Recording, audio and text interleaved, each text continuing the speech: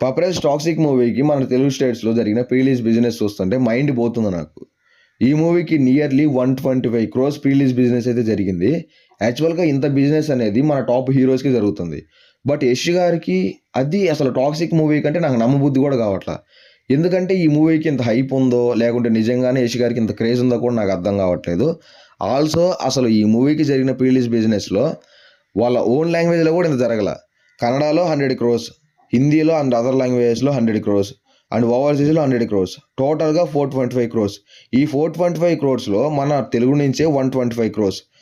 అసలు మన తెలుగులో ఈ మూవీకి ఇంత హైప్ ఉందా లేదా, అసలు యష్ గారికి ఇంత మార్కెట్ ఉందా లేదా నాకు అర్థం కావట్లా.